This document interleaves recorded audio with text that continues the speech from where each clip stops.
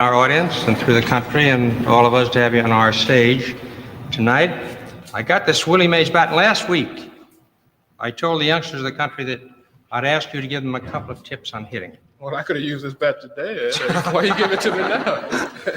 What would you tell the what's the main fault that the kids go into?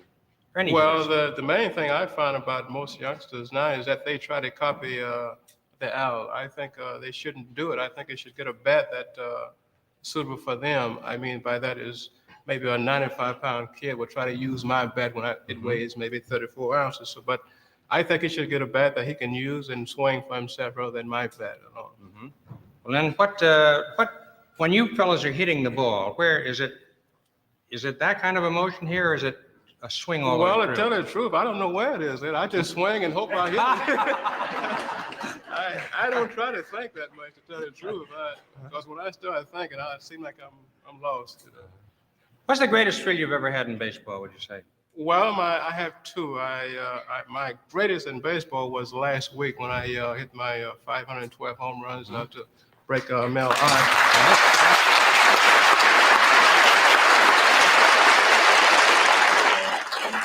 The reason it was my greatest thrill because it took me so long. It took me about a week and a half, and it was just nerve-wracking. I actually was so glad that I did hit it, and I'm so glad that I can, go on. But my next thrill was my 4 home runs in Milwaukee at the time. Yeah. Mm-hmm. So I have quite a few thrills, but I picked those two out. Are you?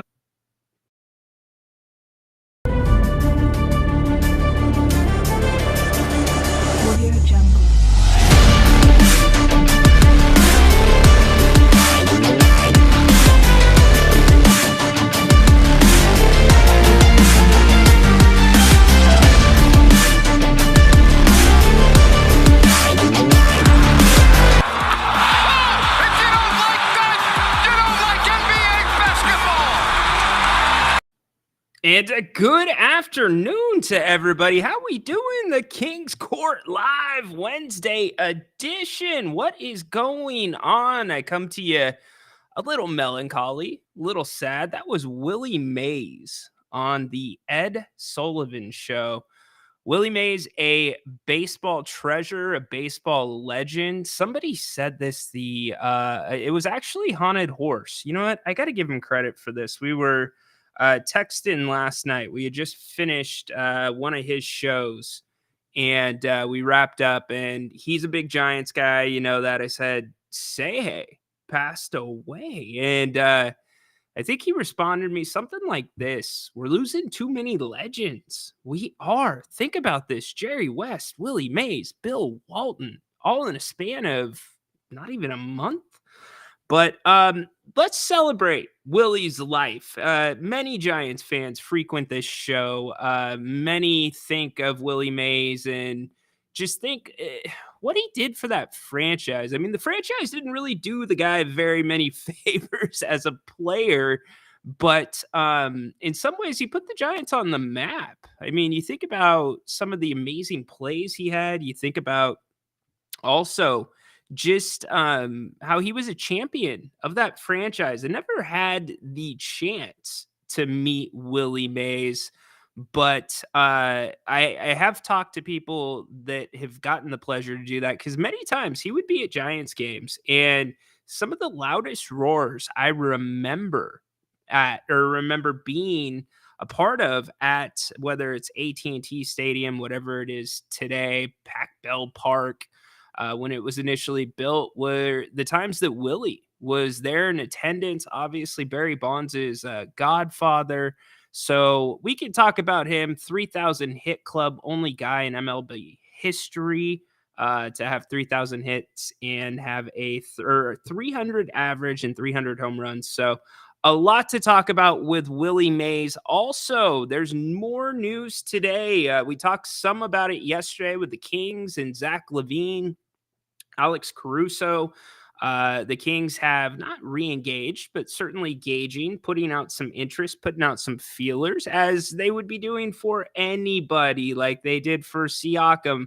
Apparently, according to reports, the same kind of deal is on the table that they offered multiple times for Anunoby and Siakam. I was shocked yesterday that Jerry Reynolds said he thought Herter and Barnes could get it done. So we're going to talk about we're going to look at the Bulls and their payroll, because this Levine thing isn't as easy as just matching salaries. Zach Levine is owed a lot of money for a long time, which throws a little bit of a wrench into what the Kings may do long term. And hell, it could be a great value. Jerry thinks that Zach Levine's going to be in a spot where he's cornered and he's going to come out swinging and prove the naysayers wrong. But a lot there left on the bone. We can talk some about that. You can call the show 916-399-3748. TC, I saw I missed your call on Monday. I've got the call screen up to my right. So if anybody calls in on that, we will get it. You can also call through Restream. You can hit the link that's in the chat. I will put it back in there right now for you. We are going to be back tonight, 8 o'clock. Grant returns to If You Don't Like That. We're going to do a Wednesday night scrum, so please get in on the action. A lot to talk about. Yeah, we haven't even hit the Monty Williams news. What the hell is going on there in Detroit?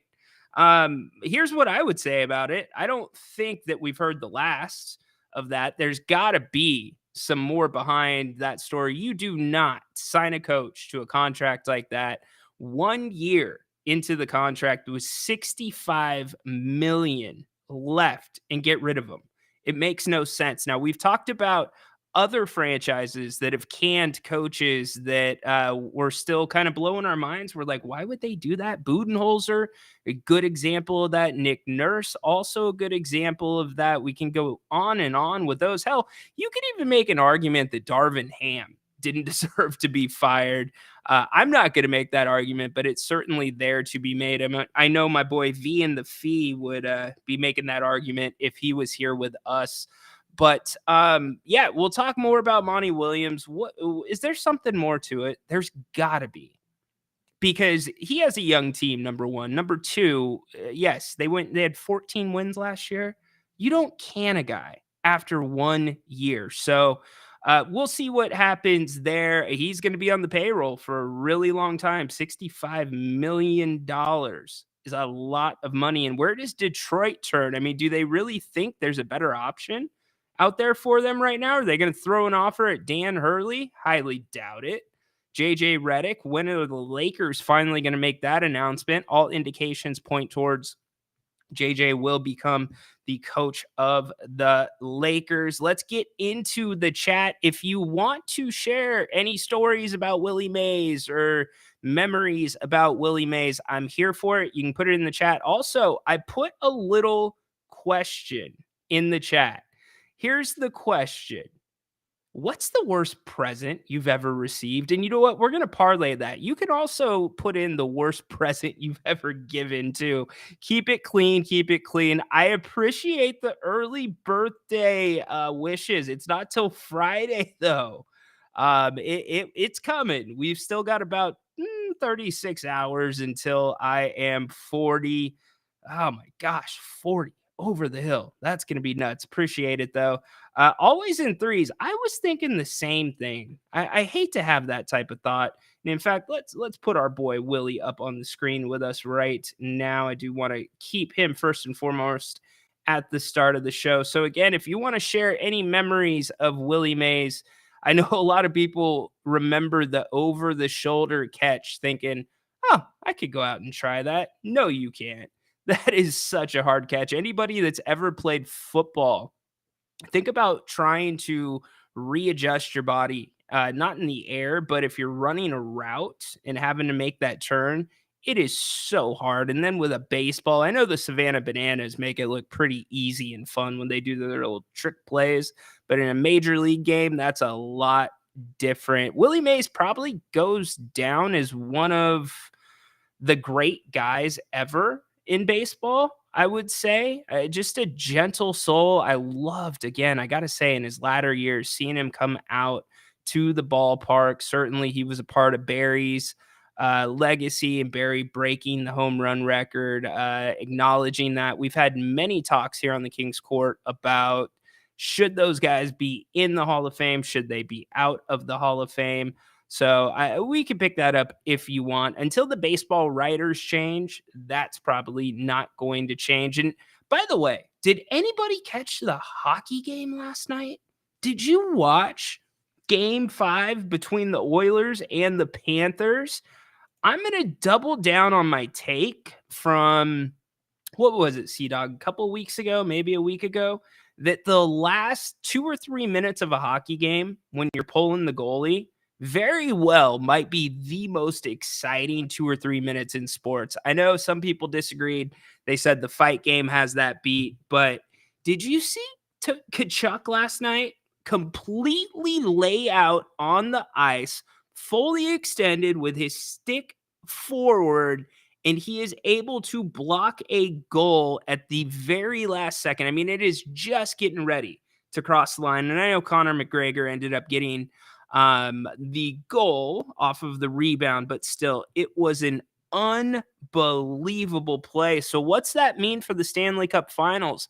Who has the momentum? Bobrovsky, is he looking human for once? I think it's with Edmonton. And Sea-Dog, you have been an Oilers fan much longer than I have been, so I can only imagine the atmosphere that it's going to be, or what it's going to be like in that building when they return home for Game 6. And then when you get to a Game 7, my goodness, if they can push it to a Game 7, nothing more exciting in sports, no doubt. All right, getting back to the chat. Let's go. Let's do it indeed. Not over the hill yet, Bane. I got like 36 hours, dude. And I still have to get over the hill to get to Tahoe, so play that into it as well. The Pistons look like idiots. In fact, why don't we shift our talk there for a second? Monty Williams, no longer the coach of the Detroit Pistons. Somebody help me make sense of this, because I can't. A franchise like that, a franchise that is trying to attract free agents, a franchise that's trying to rebuild, a franchise that really kind of screwed up their arena. For such a new arena, that arena is ranked towards the lowest, or the worst, I should say, in the NBA, according to a lot of the players, with the poll that came out on The Athletic. But the product on the court, you didn't expect it to be anything special, and you knew that they overpaid for him. But again, I go back to, there's got to be another cloud over this. You do not just get rid of a coach with a contract like that early in the contract. Something had to have happened, and I'm sure Shams, I'm sure Woj, all of them will dive into that. And what's next for Monty Williams? Could he just hop into another job, double pay, like CM Punk used to say, if he referees or if he time keeps and does the commentating for the wrestling match? It's a really weird move to me. The coaching game, and I want to talk to Jerry Reynolds about this next Tuesday.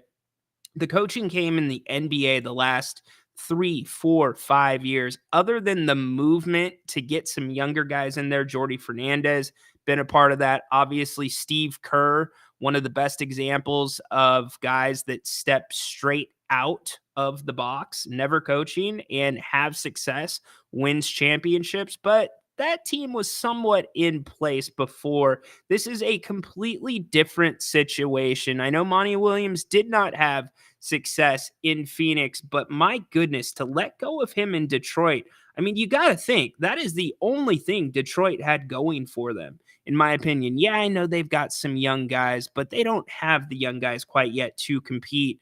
And now you go into a draft period where you don't have a head coach. You have questions looming.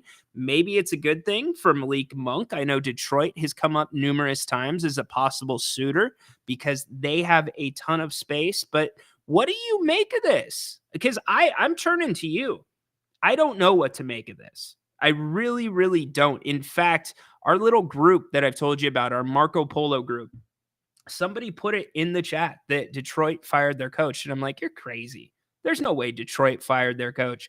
And sure enough, Detroit fired their coach. Yes.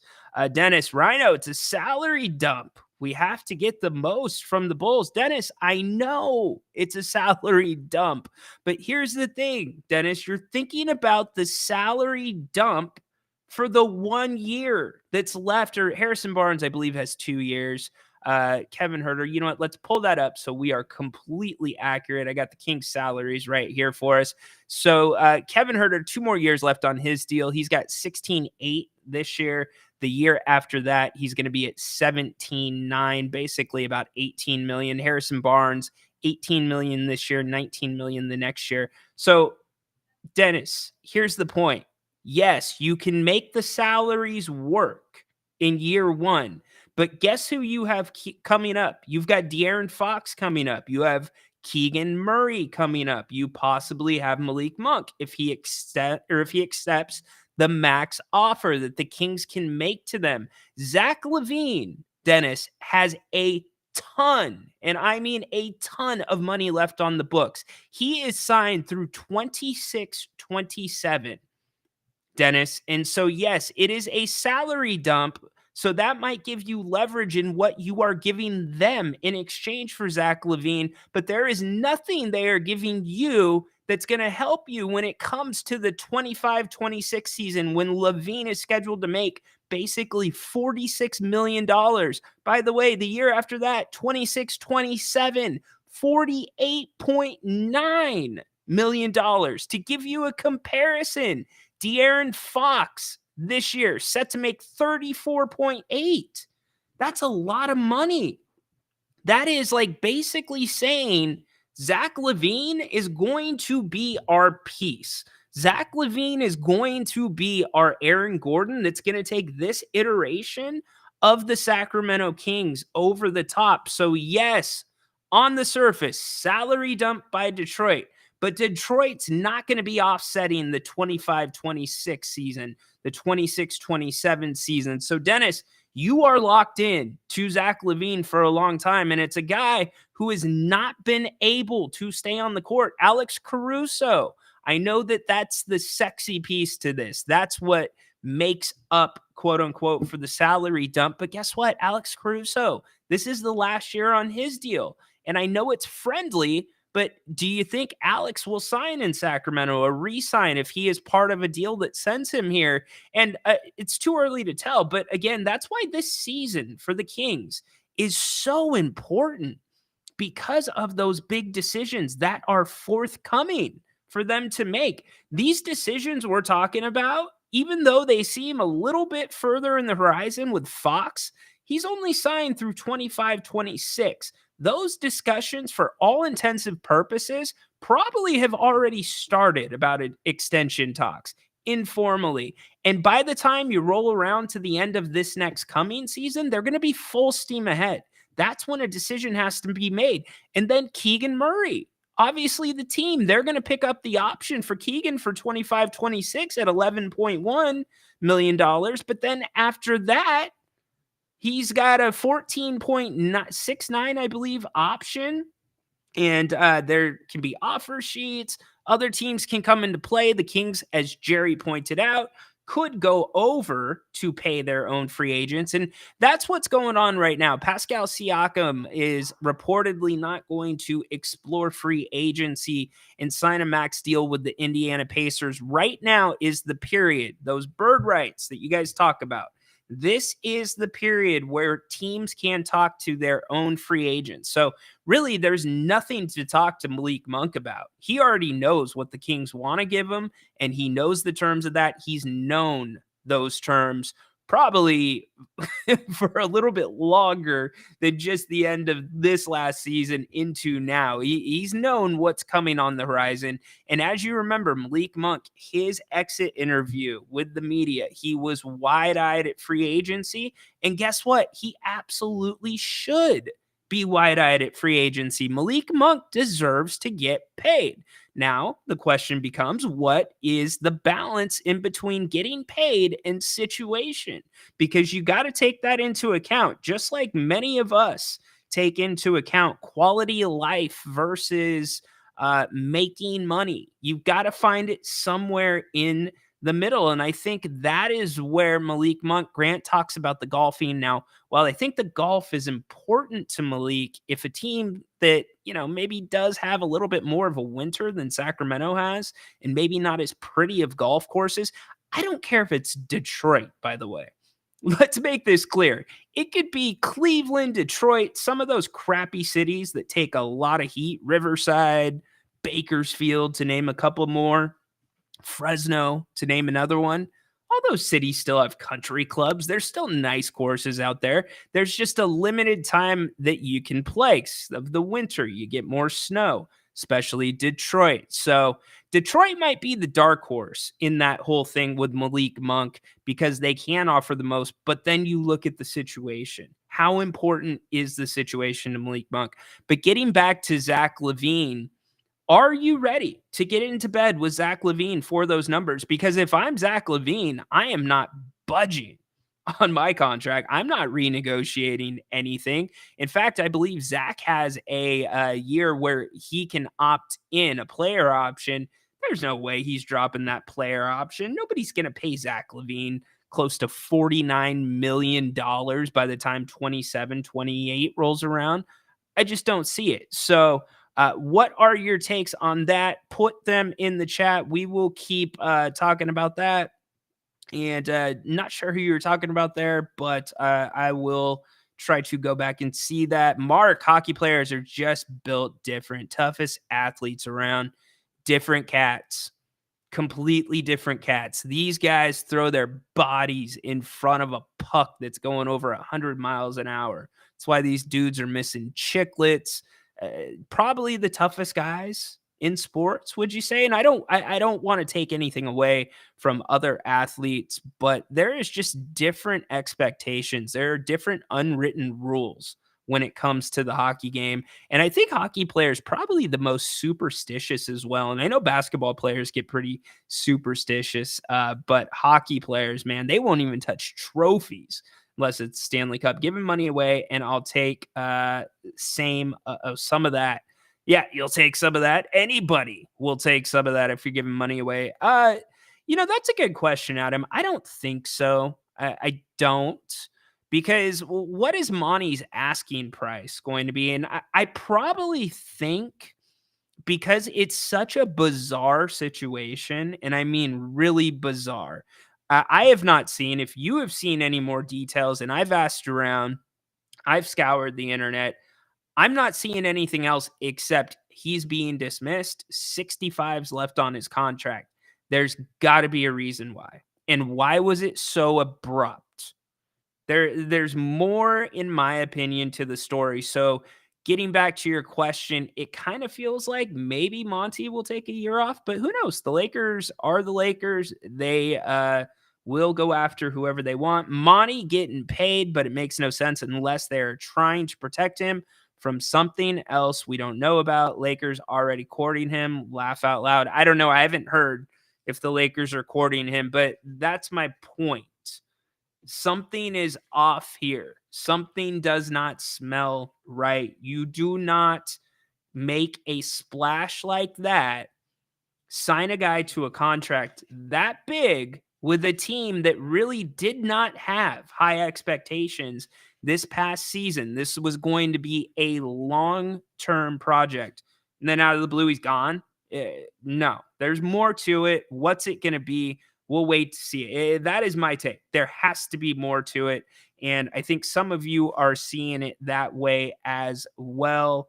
C-Dog hopping into the conversation. The two empty net close calls were crazy, especially the Kachuk diving to save the puck. If you didn't see this play, you got to go look this play up, especially look up the replay from the net cam. It was unreal. Like literally, he is skating as fast as he can to chase after this puck. And then he just full out lays out with his stick in front of him and somehow bats it away. It's like a once in 100 play, maybe. And on top of that, it's like 110% effort play. It was amazing. It was one of the coolest plays I've seen in my lifetime. I'll be quite frank with you. In any sport, it was one of the coolest plays I've ever seen. And then I heard somebody say, actually, one of my buddies who is big into hockey, he's like, if he could have also knocked the net away too, because he went flying into the net. Apparently, if you knock the net away, they've got to stop play. And maybe the Connor McDavid Gregg. What are you talking about, Ryan? Connor McDavid goal does not happen, but an incredible play on his behalf. You're saying it's straight from the owner. All right.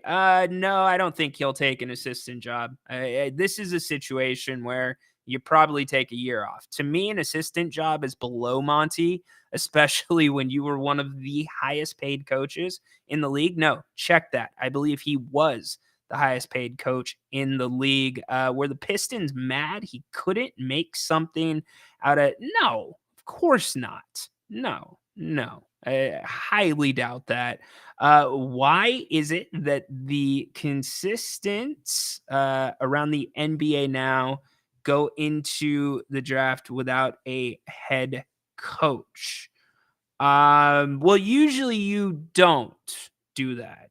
That's not usually a good play. So again, if Detroit had plans to get rid of Monty, it would have happened after the season. It would have happened right in the aftermath. You would not make a change like that this close to the draft and this abruptly. Here's the other part of it. Nobody saw it coming. Usually with these things you hear, oh, well, there's some heartburn in Detroit over how Monty handled this, how Monty handled that. There was none of that. We just wake up to the news that Monty Williams is being dismissed. So again, I hope I'm wrong. I hope it's just a very bad basketball decision. But even if it's a bad basketball decision, you still got to get some value out of it. You've got him under contract for, I believe, 5 more years or 4 more years. So insane to me. There's another shoe that's got to drop on this. We will see what will happen. Dennis defending his point. No, sir. I know the salary is going to be really high for us over the next few years, and we're going to get extensions out. That's why we need more compensation than just Levine and Caruso. Well, Dennis, what are you expecting, my man? Dennis, I think you're expecting the world. Yes, Jerry said that the Kings have some leverage, but they don't have enough leverage to get the Bulls to pay for like half of Levine's salary over the length of the contract. I would be absolutely shocked. There you go. Fox already turned down an extension, as he should. Well, he's betting on himself to get a supermax, which would require him to be a all NBA guy, first, second, third team. That could happen. I don't see it happening. Zach LaVine is no team's piece. I'm kind of in your camp. I don't hate Zach LaVine as a player. I don't like that Zach LaVine can't stay on the court. What I hate about Zach LaVine is his contract. His contract is a monster. I mean, okay, Dennis, I'm going to ask you this because you've been the one spearheading this conversation. You've been the one that's been on top of the situation with the Bulls. You've been all over it. You've been playing with the trade simulators. What do you realistically think the Bulls would be doing in addition to Caruso and Levine? I would like to know what you feel that leverage really entails, because I don't think it really entails much more than getting Caruso in that deal, as Jerry said. Peter, what's up today? How you doing? I thought the point was to win a championship and not worry about keeping a good team together. The point is to win a championship, but it's baby steps. The Kings are early in this process, and that's why I kind of asked Jerry yesterday, are some of these numbers an aberration? You look at where the Kings improved last season versus where they, I don't want to say they took a step back, but they took a sidestep. The Kings, to their credit, when they set out last offseason, here's what they wanted to do. They wanted rim protection. They wanted to have more depth, and they wanted to take care of rebounding, especially offensive rebounding. The Kings improved in all three facets of the game. In fact, or all three of those facets, you can argue the depth wasn't the right depth, but they did get more depth and they had more injuries. The year that they made the playoffs, the injury bug was not here. The Kings were long and far ahead of the rest of the NBA in health. I mean, I believe they only had, by the end of the season, it was between 70 and 90 games missed from their guys, and the next closest was like 300, and I believe it was the New York Knicks. So anyways, does that all play a role into it? The Kings accomplished their goals last offseason. Now, their goals were not good enough. I think the one thing that you take away, and I give Grant all the credit in the world for pointing this out, that you look at what Boston did. Boston still made bold moves, even though they were going to contend again. They took risks. And in this NBA, you have to take risks. In the Kings, if you want to be a little critical, that is one area you can be critical. They have not taken any risks outside of the Halliburton-Sabonis trade, which has worked out very well for both teams. And no, I do not want to open that can of worms again about who won that trade. I'd rather have a nosebleed than Zach LaVine. It's really split on him. There's no doubt about that. I do think there is something to what Jerry said, though, about Zach coming out, being motivated, ready to show everybody that he is worth the money that he's being paid. But again, the question is, can he stay on the court? And here's the other side of that. Zach's got fresh legs. Guy has not played a lot of basketball. That could be an asset or that could be a liability and open him up for more injuries. Who knows?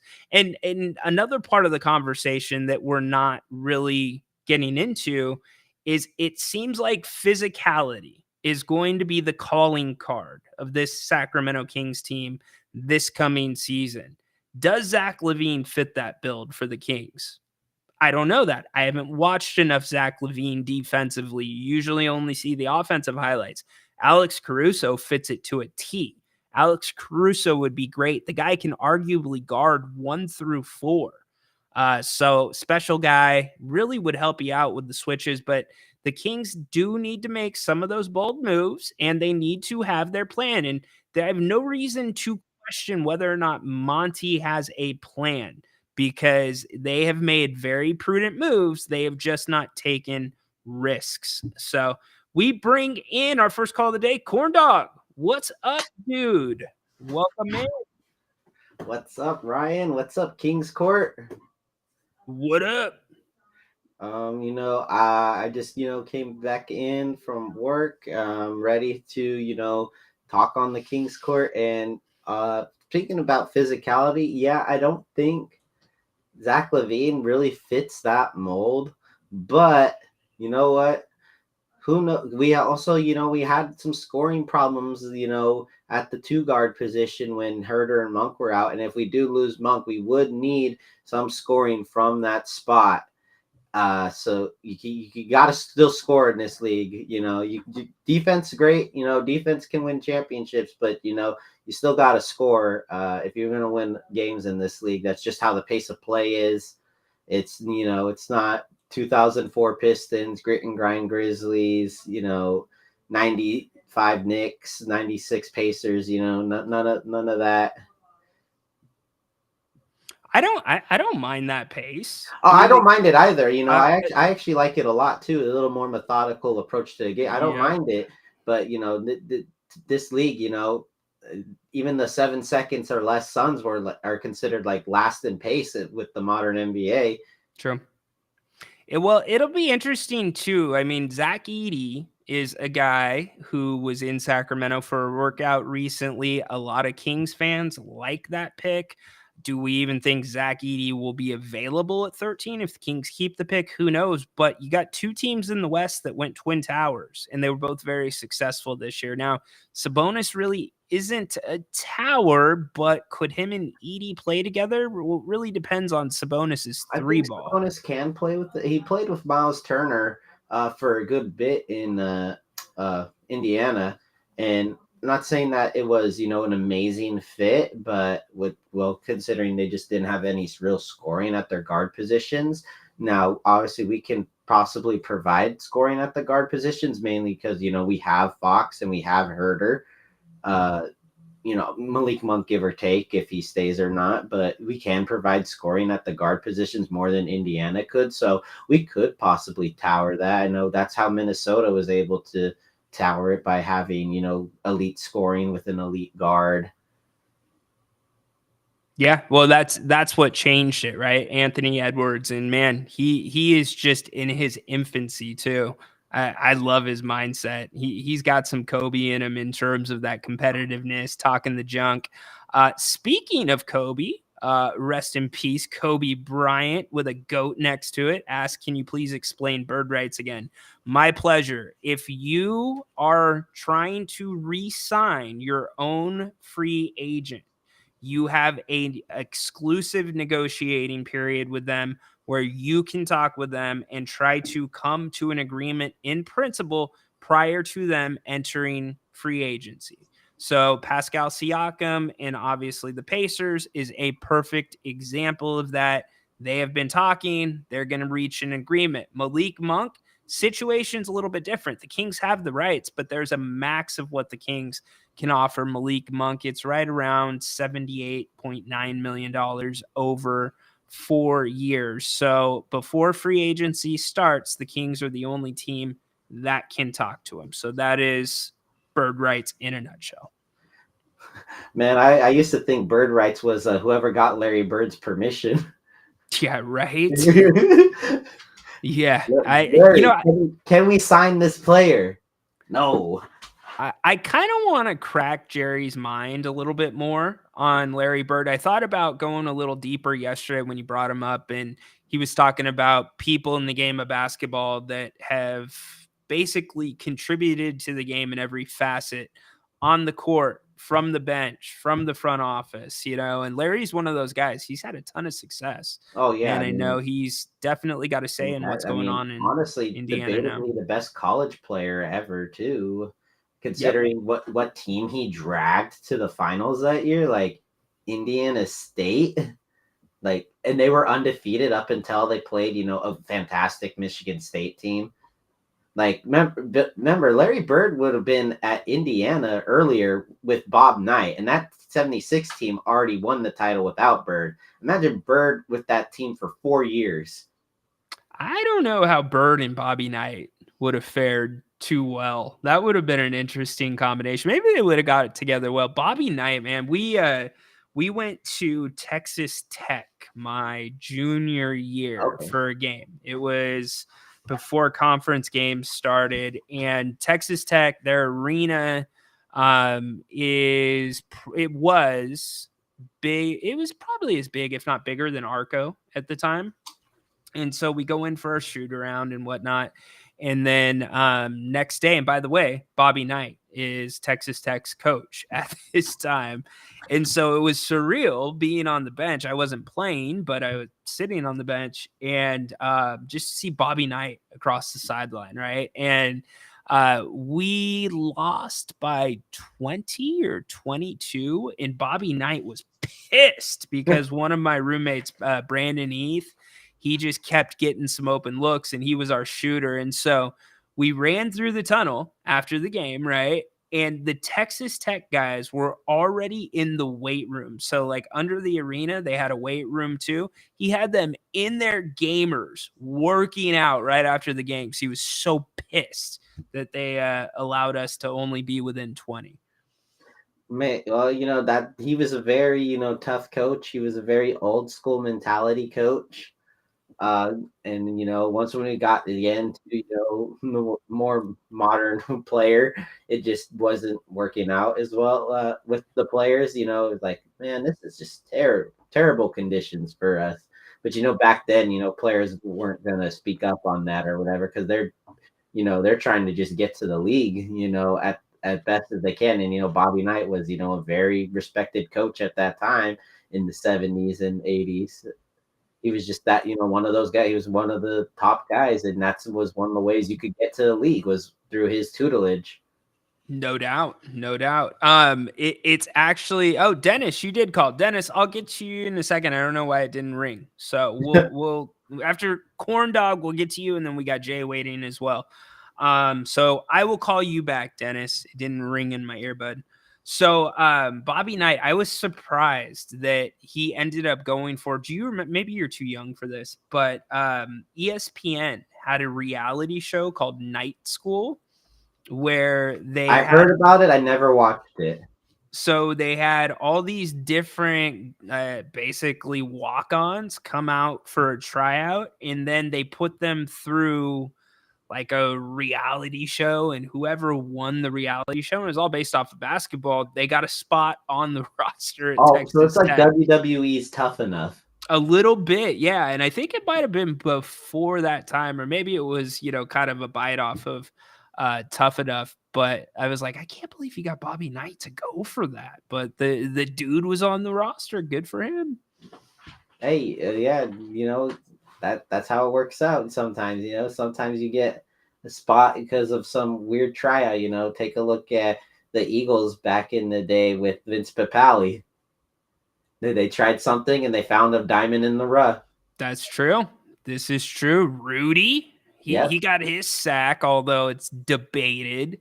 But dude was carried off the field. There's some good stories about guys out there. I mean, Kurt Warner. How about Kurt him? Warner, He went from bagging groceries. That's another one. He was packing groceries as his only job. It wasn't. Like I know back in like the 60s, 70s, where basketball people had two jobs, but this was mid to late 90s, and that was his only job. Yep, and he came from the Arena League. That was a wild league. Do you remember watching any of the Arena games? Yes, I know I've played Arena style in PE and stuff before too. It's wild, man. It's fun. Pretty, yeah. And you got the fans like right on top of you. That was a nutty league. I don't know what happened to it, but good times indeed. Hey man, it always seems there's only room for one football league in this country because it's just so ironclad dominant. Like that NFL shield just constantly blocks off any other league and just stays on top, man. There's like nothing that can break that shield. You bring up a good point because there should be a place. Remember how there was NFL Europe? And sometimes those guys would get an opportunity in the NFL. I used to play as those teams in the old Maddens, like the Hamburg and all the Frankfurt team. Yeah. It's funny because the NFL needs a feeder league like that, and this whole UFL XFL merger that happened certainly has not worked out. So I don't know. Maybe it just does not work. They tried.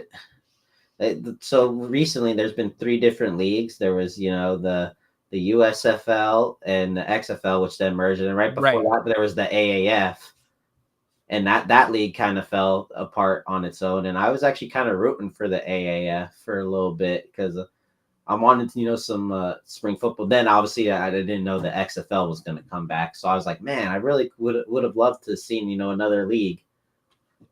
Yeah, I think the way that college has it set up where, you've got to be a third-year guy to be able to enter into the draft, that, for all intents and purposes, is the feeder league. Oh, there's no way around it. And those guys get an NIL now. Like, it is what it is. Yeah, hey, finally, these schools are honestly maybe even richer than a lot of the NFL teams. Like, I mean, have you seen the Texas Longhorns locker rooms? Like, oh, they light up. They're full. They have full space. They're styling, man. The boosters that's not even NIL stuff. The boosters that contribute to some of these programs. What a lot of people don't realize is most of the big powerhouse programs across the country. I guess you don't even have to be a powerhouse. You could be a mid-major. The money the football program brings in typically funds like all the other sports. Yeah, like. No intents and purposes, but like the reason why University of Texas has one of the best campuses, and one of the top facilities for anything, is because of how much money Texas football brings in. And even when they're having off years or whatever, they are constantly sold out. Everybody bleeds Longhorn orange there. Yep, Matthew McConaughey, a big one. Kevin Durant as well. All right, I gotta let you go because I gotta give Dennis a call. What is the worst present you've ever received? The worst present I've received?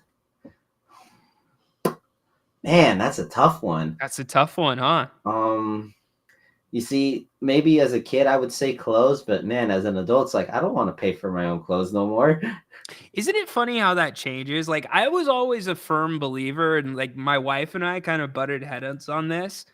If it's something that you're supposed to get throughout the year, or it's a necessity that you need, it should never be given as a present. So, like kids and clothes, I'm like, I don't want to get my son clothes. We should be buying him clothes anyways. Let him get a game. Let him get a system. Let him get True. whatever the hell he wants.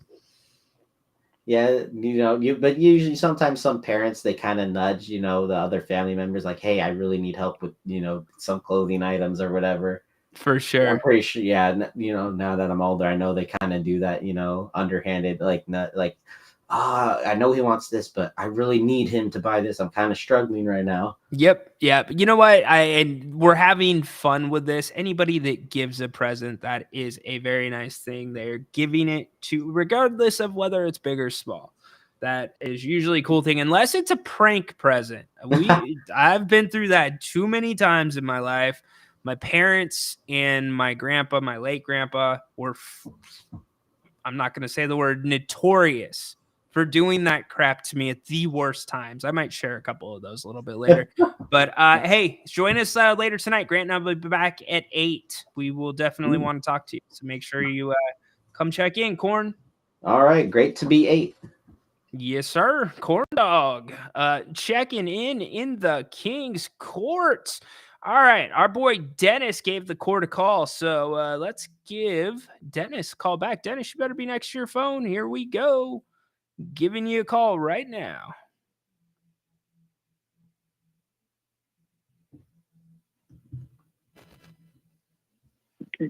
Yo, Dennis, welcome into the King's Court, buddy. Oh, thank you, Ryan. I appreciate being on here. Yeah, got you. What's up? What do you want to talk? I know what you want to talk about. Go You ahead. already know. I've been in your ear and everybody's ear. I think everybody's sick about it by now, I'm sure. But my thing is, I'm on to Levine, is obviously the dump, right? But it's going to hurt us over the long run, like you said. I understand that completely. So that's why we wanted more compensation for that player. Because we look at last year, we dumped Holmes and a first-round pick just for cash consideration. I mean, that really hurt us in the long run. So we have to try and get something back in that. And I understand they don't want to give up picks because that's their choice. They'd rather dump a salary onto us than Caruso. And I love Caruso. I think he would be great here. I mean, when are the Kings going to get a chance to get a player like Caruso on the team? I mean, Levine's Levine, but to get a guy who does everything you want, and I mean, Coach Brown would love something like that. To give him off the bench, like consistency like that, to have a guy, like you said, that can switch from 1 to 4 so easily and bring that production every night, and to have that kind of fit. I just don't think anybody on our bench matches up to Caruso. And that's the way I look at it. I'm like, okay, so we're getting better on the bench now. We're getting better on the starter now, because obviously Levine's a better starter than Barnes. But now, like you said, the salaries don't match up, right? No. So now So now I'm trading 4 guys to Chicago. I'm giving them less salary so they can have more money to do whatever they want in free agency. But now I'm taking all this salary on. I still have to dump players. I still have to get rid of like Herter to another team and get draft capital back, get picks back. It's not even necessary even taking on any more salary. And that's why we have to look into the draft more. And that's why I think, Monty's all over. He's in the second round bringing these guys in.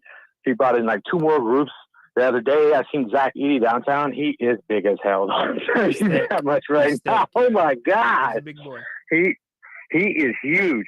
So, and that's my thing. I mean, I'm just trying to recuperate back what we lost last year without giving up a first. I'm not gonna give up a first round pick for Levine. I'm sorry. I get it. Great. He's been a great player all his career, but I'm like you said, I'm not going to take on this salary and just be stuck with him and not be able to get anybody else, not be able to resign any other players, not to be, give anybody else extension. And that really does just limit you in the long run. But I know Monty can make moves with draft picks, with our player exemption. So that's the way I look at it, Rhino. So, Dennis, I want to ask you this. Why did you think the trade getting rid of Holmes and then moving back and still getting Colby in the second round and having Colby's contract not go against the cap, why do you think that was a bad move? We only got cash consideration back for Holmes and our first round pick. It was clearly just a dump. There was a negative thing going on for Holmes. He beat it. It was all allegations, of course, and it was big allegations because that's ones where, those are the ones that, get you sent off a team, those kind of allegations. But in the long run, he was cleared. He played great for Dallas until he got traded. And then Dallas was able to use him again. Not only did they give us cash for a draft pick and Holmes, but they were able to use Holmes and a first-round pick to get Gafford. And that's what we have to look at. We have to look at making moves like that, like little moves. But when we just get cash, though, Rhino, how are we going to benefit, though? Well, you know what I mean? We're not getting a future pick. We didn't get a future pick. We didn't get a player to be named later. We just got cash. And that's what kind of hurts us. Well, here's the thing. It freed up the Kings to do other things last year. I mean, they were not kind of like the Levine situation. There was nobody that was going to take that contract on with Rashawn Holmes. So 100%. I thought it was a brilliant move. So maybe we look at things differently. I don't look at what Dallas ended up turning that into, and it ended up exactly. That's what we have to look at. We have to look at. I'm saying I don't look at it that way. Okay. Yeah, the Kings, I thought, made a great move by doing that and stuck with the guy that they wanted, and they got money off the books. And look, at this team needed that money off the books. They still need money. If we're that far into Caruso, and I guess here's the other thing, we got to be fair about Levine. There's nothing that says Levine couldn't show out and ball out and still not be an asset that you could trade and could have value, down the road for the Kings. Maybe, it ends up the same way. It's just you look at the sample size up until this point and his inability to stay on the court. That's what makes it really hard to swallow, because the Kings don't usually make those kind of commitments to a guy like that ever, coming in off of a trade. 100%. But honestly, we got all of our guys basically through a draft or trade. So, we don't really sign anybody.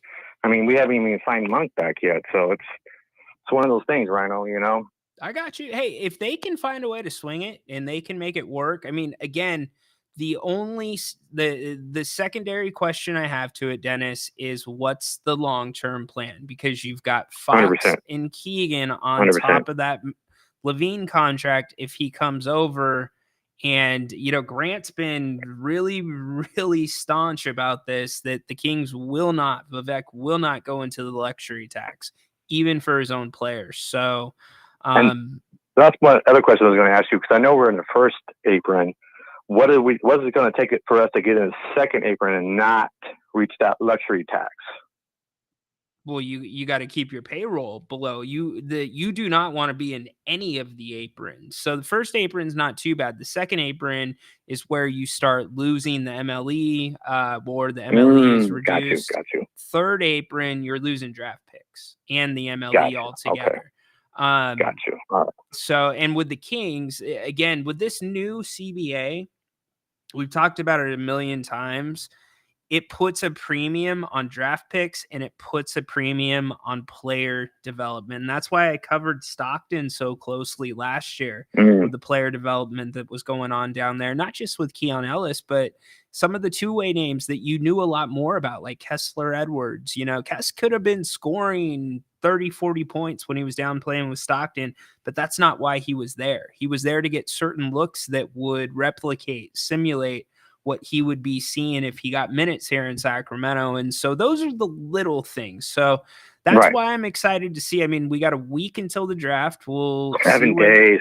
I know, 7 days. We'll see where the Kings' heads are at. I mean, you're not going to hear anything until draft night. It's going to be mud. You already know. It's going to be I have to pick it. I have to be made and everything. You already know, Rhino. Yep, exactly right. But dude, you've been all over the Levine stuff. You were right about the leverage. I did not think there was that. I knew there was leverage. I did not think there was that much leverage. So I will give you credit on that. Oh, thank you, sir. That's the only way I wanted Levine, is for the leverage and, you know, to bring a star over and get some, you know, capital back in return.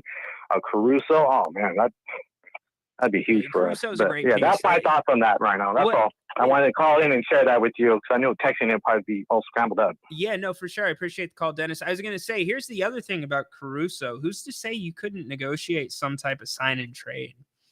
That would be ideal. That would be huge. Yeah. I mean, but just to get him and maybe even resign him, I mean, gosh. Well, that's what I'm saying. That's what I'm saying. You could. Okay. I thought you meant like another trade.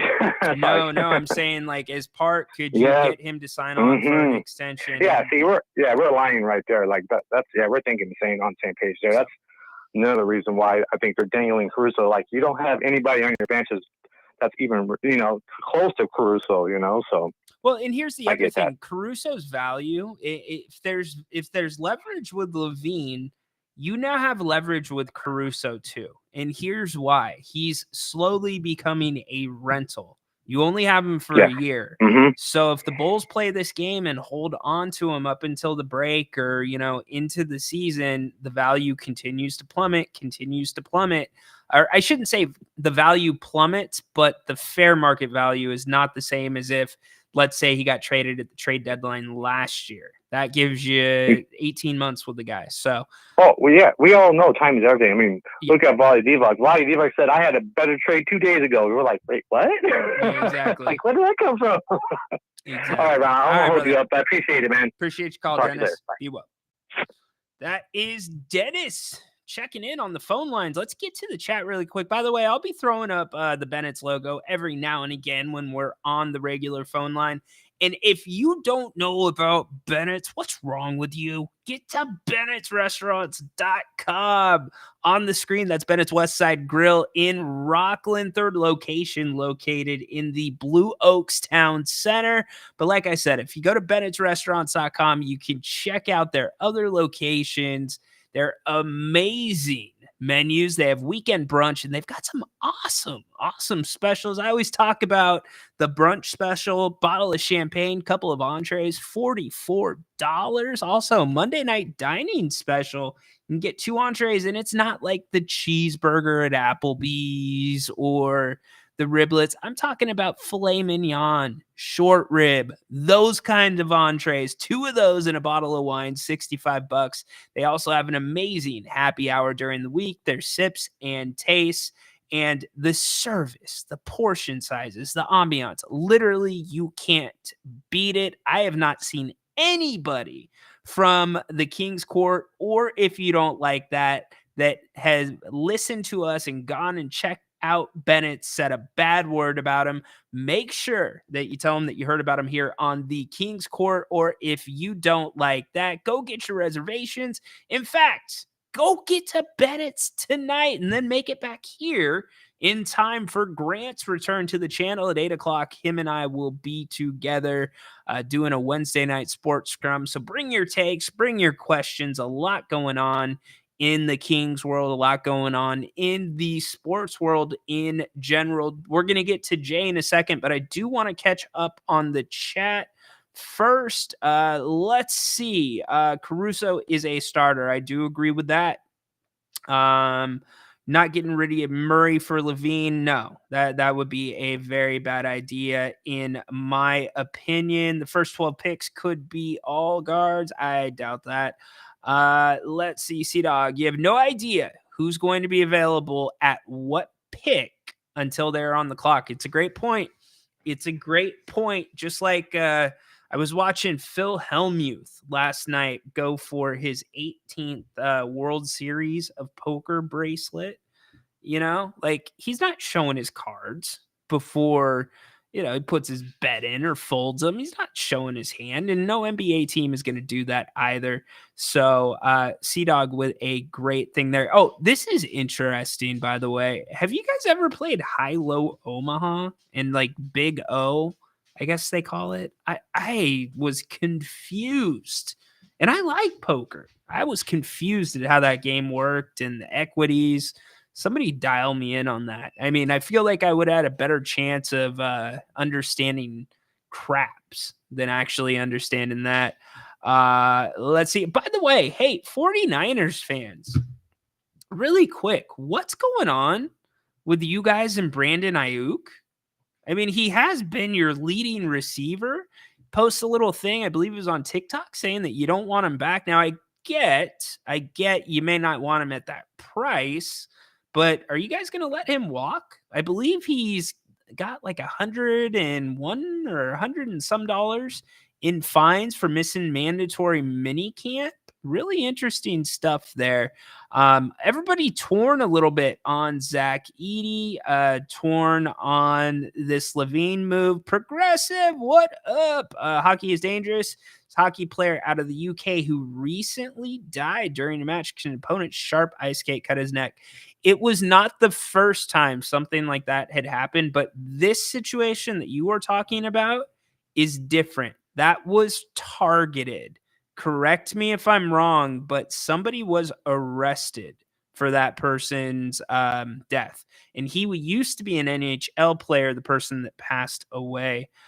C-Dog talking about the Rich Paul report saying Bronny and LeBron are no longer a package. Bronny not getting drafted then, LOL. Don't believe anything Rich Paul's saying. I mean, the fact that Bronny's working out for two teams, the fact that the NBA is even showing Bronny in their promo for the draft is beyond me. Beyond me. And this whole package deal thing, like, what is this? Is this the playground? Hey, you can't pick me unless you get my friend. We're a package. So ridiculous. Can't wait for that to be over. Bronny should be a guy that's a free. Well, you know what? I'll meet you in the middle, draft him in the second round. If he gets drafted any time before that, the Mavs might have some interest in him. Anybody that has interest in Bronny James also means they have interest in bringing in LeBron. And by the way, he does not have to exercise his option until after the draft, which is interesting. But anybody that thinks Bronny James is being brought in for basketball first, you're wrong. He's being brought in for eyes on the franchise, marketing, hopefully getting LeBron, et cetera, in my opinion. You guys know this man. He's been on the last couple of days. Jay, what is up, dude? What's going on, Rhino? How you doing? I'm doing great. How you doing? Good. So with first thing you said about the 49ers and stuff, Ayuk never said that the 49ers did not want him. If you look at the video, he says, they said they don't want me here anymore. It's two complete different things. And there's a reason why he said that. He could have been talking about his bowling league he does on Mondays. He could have been talking about anything. Mm-hmm. You can't directly say that the 49ers don't want him there. So obviously people can assume what they want to assume. Is it likely he's talking about the 49ers? Yes, probably. I do know they have around $30 million in cap space, which you might be like, well, why not sign Ayuk with some of that money? He's set to make $14 million, I believe, this season. And the issue with signing him for $30 million is Brock Purdy extension. That's going to cost a lot of money. And do you Especially do it? Is Brock Purdy worth it? he got you to the Super Bowl. You can't underestimate that. I mean, sure, he has great talent around him. He still got the job done. He still did what more talented quarterbacks than him never have done before, and that's go to the Super Bowl in his first season. And This is true. like you Okay. can't underestimate. It's not like it was 10 years. It was his first season. This is true. Hey, I'm And- going to play this. I want to play this for you really quick because I'm pretty sure he says they don't want me back. Here we go.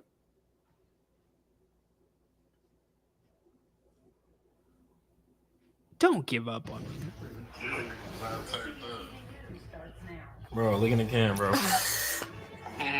Flip the cam. He got me vlogging this. Bro, what? They said they don't want me back.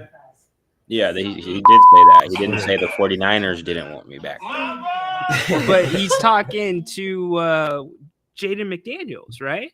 Yeah, they played at ASU together. Right. I mean, you can't say the 49ers because of like tampering and things like that, but we can Sure. assume that. But he could have been talking about anything. You're So he right. said it like that to You're right. avoid any turmoil or fines in the future. Because right. technically speaking, he could be talking about anything. He could be talking about his gamers league, his chess club, whatever he does on, you know what I mean? Local cafe, maybe he's Exactly. a bad tipper. Yeah, Exactly. for sure. So- I got you. But yeah, obviously we can assume that's what it was for, and it was for the team that he currently plays for. But yeah, the issue is the market for the quarterbacks right now is extremely high. And there's a huge debate actually going on, ESPN and the NFL media coverage that the Trevor Lawrence deal, was it too soon? Is it too much for a player of his caliber? I don't know if you Mhm. saw, but he got signed to $275 million. $275, yeah. They have him, I believe, for like 7 years now on that extension or something like that. People are more so on the side where he's actually not good enough for that. And why is he making more than these guys like Lamar Jackson, Joe Burrow money when he's nowhere near as good as Joe Burrow?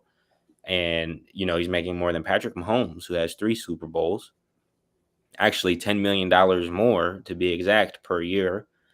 And, and I agree, like, sure, he's young. He hasn't necessarily proven much, but a lot of people tend to forget even the pros, because there's a lot of ex-NFL players that go on these shows and talks about these topics. And obviously, is he good enough on the field is a whole different scenario. These guys are Right. NFL players, and I respect what they have to say about the talent of these other players. Yet these guys have never been in an NFL front office. They've dealt with it, but they've never been in charge of running a franchise. And when it comes to running a franchise, it's not just about the on-field talent. It's a business at the end of the day. You do not want to be winning Super Bowls and making negative money. It's a business at the end of the day. And so I decided to do some very quick research, and I said, okay, 2023 to 2024 season, what Jacksonville Jaguar had the most jersey sales? And Trevor Lawrence was the only person in the top 50 from the Jacksonville Jaguars across the whole Mhm. NFL, the only person from the Jaguars to be in the top 50 of jersey sales. So though he may not be Joe Burrow on the field, he's Joe Burrow off the field in Jacksonville. He's selling out tickets. He's selling out jerseys. He's going to make this franchise money just off of his name alone. And honestly, even though they're paying him $275 million, the jersey sales, the ticket sales, the media that the Jacksonville Jaguars are going to continue to get from ESPN is essentially paying his contract for him. And obviously the numbers show it's there. He's the reason why they are making money. Or more, he's the face of that franchise, and you're going to keep him around. Absolutely. And as for the Mahomes thing, Mahomes signed his deal how many years ago? 2 or 3 years ago? And I Yeah. know it was like a 10-year deal. Which is and then crazy to think, because they like try to- I said, that market right now, and that's Yeah. the issue with the Niners right now with Brock Purdy and Ayuk. Yeah, and you know who really screwed things up? Deshaun Watson. Has that been a mess for Cleveland or what? I Yeah, mean, it's crazy. A lot of contracts are set out like that with these quarterbacks. I mean, you look yeah, at Kirk Cousins, yeah, like he's 30 years old or something like that. He's clearly regressing in his career, in my coming off opinion. an Achilles. Yeah, and he's making $150 million or something crazy like that. But that's Well, just they front load a lot of these contracts. So yeah, they Justin structure it Jefferson's, yeah, I think, and I know he's a receiver, not a quarterback. He was getting like I believe it was 83 or 89 mil up front, guaranteed. But that's like it's the bigger conversation because some of these NFL contracts are not what they seem. You and hear like that's my thing too, because I really like to get into that the business business of side sports, yeah, because everybody forgets about it. Let's just hop on the trade machine and make this team better. It's not always exactly, about that. Sometimes your time isn't now. You have to keep the players around that are good enough to give hope to your fans. That's the cruel part of it. Oh, he's good enough. We have a chance just to keep them spending money on your franchise. But that's a whole nother topic. But I see when I look at the business side, like you said, the NFL deals are structured out so differently. There's probably no two of the same contract. I mean, there probably are some minimums, but besides that, sure, everybody's contract looks completely different. Otherwise, when you take the NBA, for example, and the way they structure their contracts, there's really no such thing as, hey, I'll give you $100 million over 4 years, but I'll give you $50 million to sign today, and then we'll book you for the next 4 years on the rest of the $50 million salary at whatever that difference is of $12 million. So that way, oh, we have $12 million to go spend somewhere else. That's not how it works in the NBA. If you sign $100 million contract for 4 years, you're getting paid 25 exactly. million each year, and it's counting against your cap. Exactly. And the other thing you have to figure too, a lot of people brought this up. I love talking the business of sports, by the way, with the Otani deal, right? And That's a 700 genius million. idea. And That is it's like, genius. do you know how much the Dodgers can now charge for their marketing because of the extra eyeballs that are going to be on that team from all across the world? The price Exactly. to put your name in the outfield just went way up. Commercials just went way up. And so Jersey sales, they'll the recoup. ticket prices, Yes, and so it's a very local media. They're gonna need to pay more to have you on their exactly right. channels, and So yeah, and that's where teams get into the crunch. And I think Deshaun Watson is the perfect example of this, where you think, okay, this guy's going to be the franchise. I know he came off of a really questionable, and I think I'm being more than fair by saying questionable situation in Houston. But the play on the field hasn't worked out, right? And got a guaranteed salary. Guaranteed, which you do not see in the NFL. That's what screwed up Lamar Jackson. That's what screwed up all these other contracts. So, kind of yeah. like the whole Monty Williams thing, push it to the damn side. It's an outlier. It's a couple standard deviations away from the mean if you're a statistics person. And Um, that but Deshaun Watson deal coming out seems like a lot of money when it first came out, but now it's pennies on a dollar almost. Looking at two, like the market of it, what was it, 100 and something million, 150? no, it was 200 something, Okay, I I thought it believe. was less Yeah, than that, but no, that yeah. makes a lot of sense then. Yeah, no, that's yeah. The the market for quarterbacks, it's because also let's dive a little bit deeper for a quick second. Bear with me. When 230 million guaranteed. okay, so when you when you're looking at the NFL from the lens of I only watch football with my family or friends during the Super Bowl. That's the only time.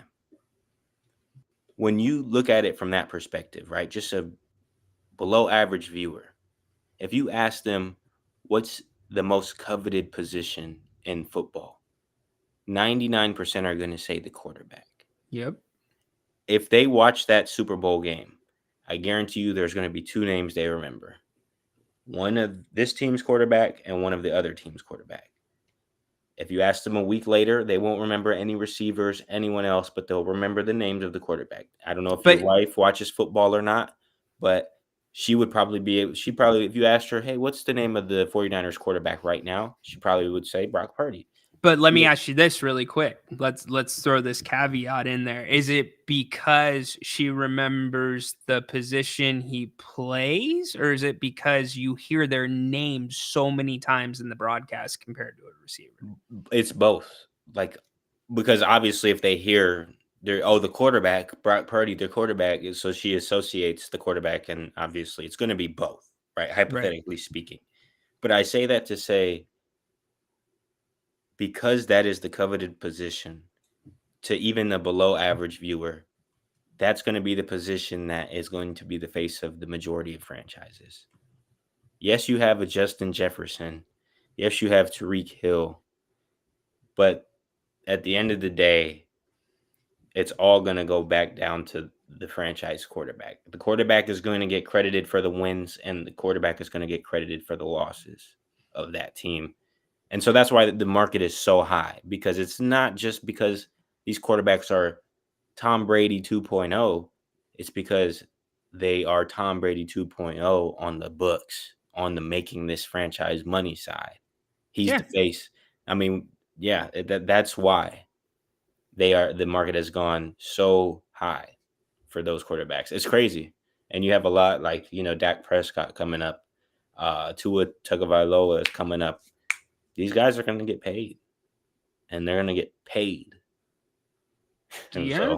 I mean, we're talking about the NBA. When are you going to start seeing the biggest deal in history? I forget what it's creeping Tatum. up to.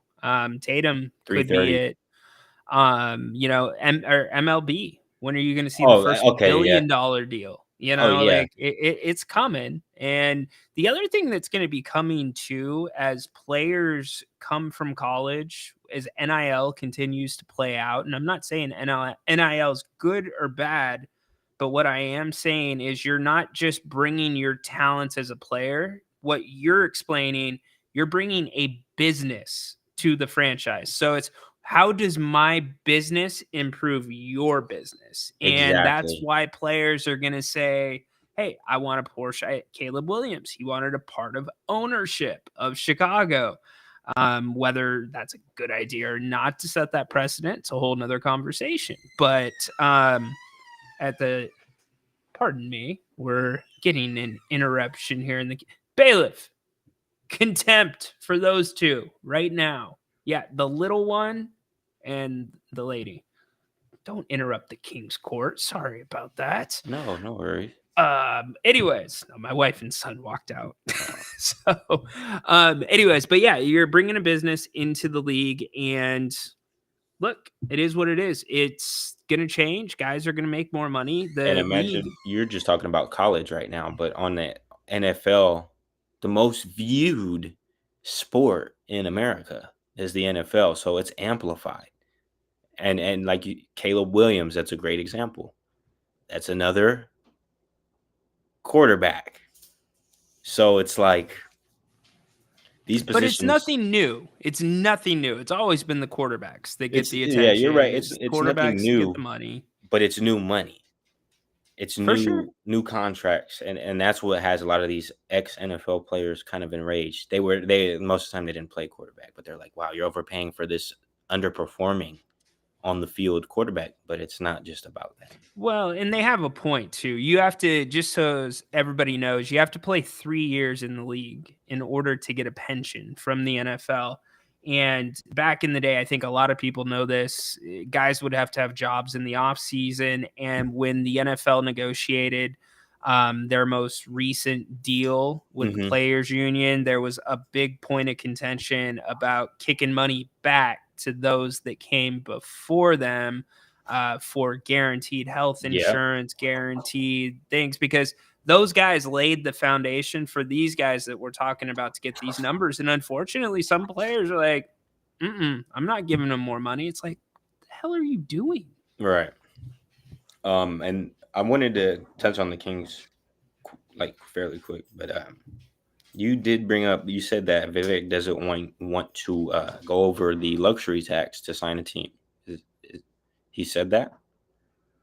No, Vivek has not flat out said that. That's what Grant has said based off of his knowledge of Vivek and how he runs the team. He does not see any scenario in which Vivek's going to be paying luxury tax for a guy. Oh, okay. Well, yeah, if that's the case, there's no Zach Levine, and that's okay. So he said even for his own players, I wouldn't agree with that fully. Even just based off of what I just said about the NFL is for your own player, Fox, Sabonis, these guys are selling out tickets. They're selling hope to Sacramento. Oh, we can make it. We can make it with these guys. So as long Yeah. as he's selling hope, you're selling Kings merchandise, Kings tickets, TV viewership deals, new ad deals, all of this.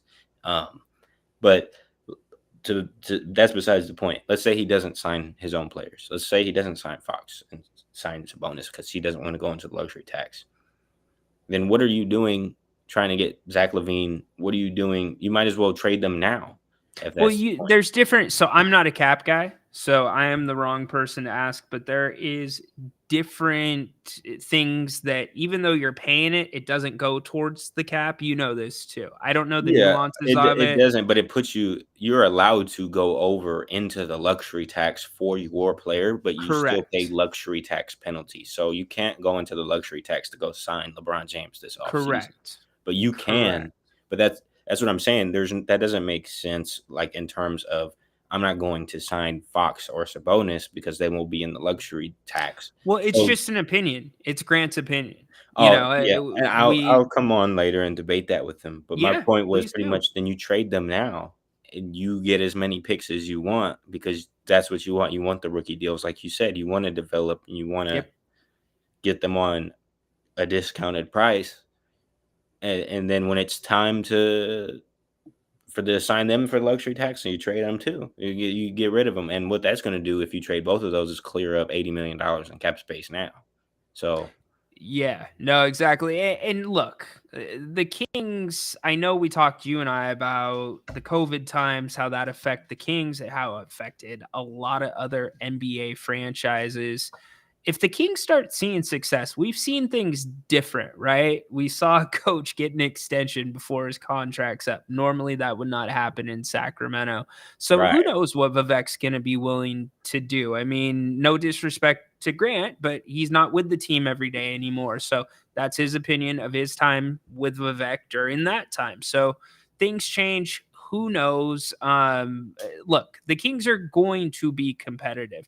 Now, the one piece that I will say is not going to be tradable is Domantas Sabonis. I just don't see any team, unless it is a very specialized fit where he slides right in and works perfectly with them, that's going to want to pay him $49 million. Yeah, because his contract's going to be hard to move anyway. It's going to be hard. I mean, there is the case, like, unfortunately, tanking isn't a thing anymore. But if we were like, you know what, he's costing too much, I'd rather just get him off the books so we stay out of that luxury tax. You could trade him for nothing, literally, just to Yeah. get him off the books. Yeah, I mean, here's the That would reality. never happen, but there's ways around not paying him. There are, but here's the reality. The decisions that I'm talking about and we're talking about that the Kings are going to have to make, they're sooner rather than later. This team does not have very many guys under contract past this season. And that's got very true. Sabonis, That's a you've great got point. Keegan. It's going to look different no matter what. And that's why the foundation of whatever they do this offseason, it's got to show the fans, it's got to show Vivek that, you know, this team can be competitive. There's a reason to believe, there's a reason to go all in with a De'Aaron Fox, with the Keegan Murray. That is why now getting to retain Malik Monk is so important, Jay. Yeah. And to wrap things up with the Levine thing, I commented, pretty much I feel like they would be willing to do that, possibly with Caruso for something like a Barnes, Herter, and Duarte, or maybe a Barnes, Herter, and Davion Mitchell with the 13th pick, and you would have to throw in probably another first-round pick. Would you be willing to give up 2 firsts and those 3 players? Not 2 firsts with this CBA. Maybe 1, not 2. For Caruso and Levine? Yes, I would not because Caruso's only under contract for a year, man. Oh, well, that was one thing. I do remember that the Caruso having a sign and trade so that way we can have him longer, the That's different. Yeah. but we don't need that because once we have him, his bird rights follow him to the team that he's traded to. So once again, even if we go over the cap to sign Keegan next season, we can also go over the cap to sign Caruso because his bird rights from Chicago, he played there for the last 4 seasons. But you're Follow him. assuming he would want to be in Sacramento. That's the thing. But we would have full bird rights. So yeah, you're right. He would have to want to be in Sacramento, but we would be able to offer him the most money. Yep. Good point. So Good it's point. kind of like, yeah, you can go somewhere else, but we can offer you 20% more than they offered you. Yep. Good point. Dude, let's run this back tonight. Make sure you show up at 8:00. All right, for sure. All right, brother. Appreciate it. That is Jay, always killing it here in the King's Court. Yeah. Horse, I know, dude. Interruptions to the King's Court. Gordo, wife, kid. It happens. It happens. Who names their kid Brock? Good question. I don't know. Is Brock really that bad of a name? I don't know. I don't think Brock's that bad of a name. And I got to thank my guy Rich for picking me up. That's my San Diego brother, Rich. Yes, Bennett's does an amazing job with catering and large to-go orders. Just ask Rich. I know Bennett's took good care of him and his group when they had to cater a large event. So keep Bennett's in mind that. And so here's the thing. All I'm trying to ask about Brock Purdy, and I see some people, horses saying Purdy is worth it. Look, I have nothing against game managers. I think that is a compliment. It's better than being a mediocre quarterback. I mean, you're able to get the offense. You're able to put guys in positions to succeed. You're able to get the ball where it needs to be. You're able to get through your progressions. I get all that. My question is Brock Purdy more of a product of the system, or is it Brock Purdy that's making the system? And that's a question you have to ask when you're going to be paying a dude that much money. And here's the other reality. And I know it's a tired argument. You can throw tomatoes and eggs at me. Don't do it because it's going to hurt your TV. It's not going to get to me. But Purdy has had top level weapons, and they have not been able to get over the hump. I'm not shitting on Brock Purdy. I think he's a very good quarterback. I like Brock Purdy. I think the Niners should stick with Brock Purdy. But what does Brock Purdy look like if you put him in Jacksonville? And what does Trevor Lawrence look like if you put him in San Francisco? That's the question that I'm trying to ask. Is there another quarterback out there? Is Brock that special to that he is that guy? I knew you were going to go with this. Jimmy G was in the system and sucked. I get it. You can name off the quarterbacks that have worked and not worked, but you can also say some of those other weapons weren't quite playing at the same levels that they're playing at now. And then also that defense, horse. That defense, my brother, pretty damn strong, pretty damn physical. All right, we are going to go to Alex. We'll take a couple minutes and then we'll wrap up the show. Alex, welcome in. Hey, how you doing, man? Good. What's up today, brother? Hey, so just two things, I guess three things to the Brock Purdy thing. I'm a Raider fan, but I do think Brock is worth it. I feel like he's made a few, not just a few, but some pretty good throws, and he's been in some pretty clutch moments as well. Do I think he should get Trevor Lawrence money? No. But should he get top 12 kind of money for quarterbacks? Probably. I think that'd be fair for him. So like I said, that's me being a Raider fan. I hate the 49ers, but I do think he is worth it. But the one thing I did want to bring up, or two things, like I said, is the Levine Caruso thing. Do you think that came up because they know Monk isn't coming back, or it's just a feeler just to see, oh, maybe we can try to get this? So I think the Kings have a good indication on whether Malik is open to that deal, and they probably have a good indication on what his value may be to other teams. But they have not said, they're really tight with what they release. Monty's team is so good at that. I think it's due diligence, but yeah, I mean, it's whatever conclusion you want to draw from it. Just like I think Dennis sent me something or Adam sent me something. The team store had all Malik stuff 20% off. They Oh, wouldn't do something like that if they thought he was leaving. That just happens to be a coincidence. But I think it's due diligence, and maybe that's the big swing the Kings are talking about. Being able to retain Monk, that is still a pretty large swing if there's a bigger market out there for him. But I think, again, due diligence, see how you can prove your team. Can you make that trade with bringing Monk back too? I don't know. You got to look at the numbers. okay. No, definitely. I get what you're saying, but your personal opinion, do you think that has anything to do with it? Or is it just like you're saying, another big swing type move that they're trying? I don't think I don't think it has anything to do with it. I think it's looking and evaluating every possible option as they should. Okay, great. Thank you. Well, that's one thing off my list. The second one, I brought up yesterday the whole tier system of D'Angelo, Monk, and Clay. Today, I'm going on a different route of the Kuzma thing. I know Kuzma, he's been linked to us for a long time. And then for a long time, or last year, it seems like we were trying to get either OG Anunoby or Pascal Siakam. Do you put those three in the same tier, or you don't put them in the same tier at all? No, I Okay. don't put them in the same tier. Kuzma is definitely a tier below those two. Yeah, they're just such different players. I mean, you could probably group OG and Siakam together. Siakam arguably above OG because he does have a championship in that pedigree, but all different players. Kuzma's not on their level. Let's put it that way. Would you say though Kuzma's better offensively than both of them? Um, It's I tough, right? No, I don't think he is. Maybe OG.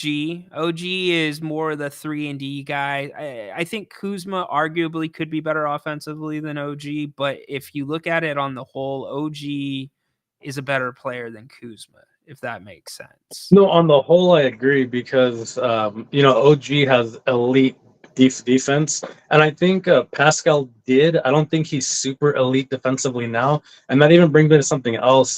I know he's going to sign a max with the Pacers, but do you think current Pascal Siakam is a max level player?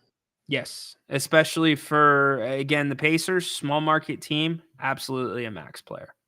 Okay, so you're saying small market only. You don't think he'd be max on a big market? I think he's close. Yeah, I think he probably would be. I think if you looked at him and Foxy and used them as case studies, I think Siakam would be the more likely of the two to be a max player in a big market. Okay, awesome stuff. Well, that's pretty much all I have today. Cool. So I appreciate that.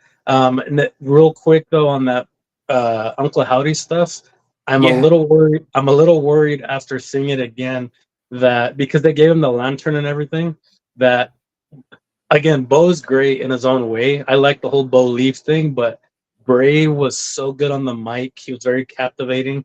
I'm hoping they're not trying to bite off more than they can chew, not just WWE, but Bo himself. Because it almost seems like it's just been one thing too, but it seems like they might be trying to almost replace Bray. And I hope, You're right. yeah, you can't, yeah. So again, I hope it doesn't go that route. I hope he doesn't do every single mannerism. Always has the lantern. Does the "we're here"? I mean, it's too much Bray. You know what I mean? That's what I'm Yep. kind of worried about after seeing it again. Well, Alex, the characters are all extensions or morphs from the Firefly Funhouse. Yeah, Yeah. Firefly Funhouse. So there's still going to be some Bray spin there, but you're spot freaking on, man. You can't try to have Bo be Bray. It's got to be a little bit different. And you know what? It seems like, 2 days out from it happening that the reaction overall has been pretty positive for the most part.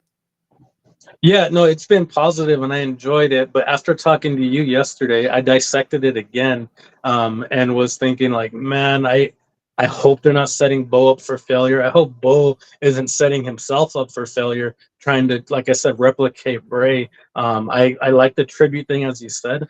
I'm just, I'm a little more worried than I was yesterday after I dissected it and seeing like, man, if they're trying to replicate him exactly, it's not going to go well. And again, we'll see. I'm interested, but even Undertaker said he doesn't. I don't know if you listened to his podcast; it's pretty good. But he said he doesn't know how his character would be received if he did it today versus in the '90s when it was super popular, the Attitude Era. Like you talked about Kane yesterday, a lot of that stuff would be difficult today or Sure. seen as corny or whatever the case may be, because it was just a different time. No internet, really, no smartphones. It's hard to do that stuff today, which is why I was happy with what Bray did. But I will be 100% honest, as big as of a Bray fan as I am and was, I wasn't really buying into the Uncle Howdy stuff as I was into the Yeah. Firefly Funhouse Fiend stuff. You know what I mean? Yeah, for It sure. wasn't nearly the same. For sure. Here's what I would say, and this is the other. Hopefully, I don't send you back for another dissection after this. They have a different hurdle to get over. When Bray debuted with the Wyatt family, Harper and Rowan were new to the main roster. They were new to TV. I mean, unless you had been watching NXT, you didn't know who they were. It was a fresh thing. With this new, I guess it's called the Wyatt Six or something like that. Yeah. I guess that's their group name. But anyways, with this group, other than Joe Gacy, you're repackaging these people that have been through all these different iterations. You've got Dexter Loomis, you've got Nikki Cross. I'm sure at some point the sixth will be Alexa Bliss, unless they're thinking Bray is the sixth, even though he's not here with us anymore. So like, I think that is one of, and then Bo Dallas too, you're repackaging him. So how do you get over that hurdle and not associate them with the people that they used to be? Same thing with Rowan. So it should be interesting. I think you have to use the masks because that covers the face, of course, and you have to have them squash people. I know that's very WWE, but you need to squash people in the beginning, like they did with Chad Gable and everybody backstage. But you have to build. You know what I mean? Like every character you have to build them. Even Braun Breaker, he was spearing everybody. He still is. You have to just They've build done a him. good job with him. Really good job. He is. He's almost like a mini Brock Lesnar right now, in my opinion. He's obviously not as big, but they're trying to really push him, obviously, and I'm buying it. I'm definitely buying Me it. too. Me Yeah. too. So we'll definitely see. But again, appreciate you answering my questions, man. Of course. And I might do some dissection. So we'll Cool. see. All right. Later, Give us a brother. call later tonight, Alex. Appreciate the call. 916-49er from off-season surgery to MVP candidate to the Super Bowl is extremely impressive. Brock is 49er. Honestly, don't care what he would do on another team as long as he makes this team go. Don't disagree with you.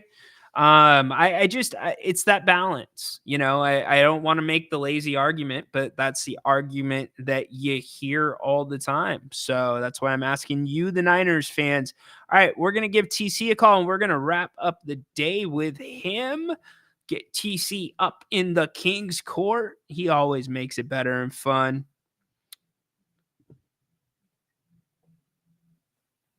Is TC going to blow us off? Let's see.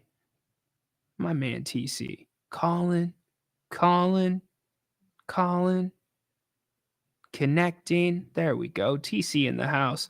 What up, T?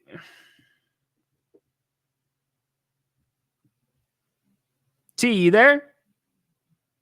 Oh, we got the voicemail from TC. Oh, no. I'll keep my eye on that, see if TC calls back. It's weird. My phone is not ringing when TC is calling. Very interesting stuff.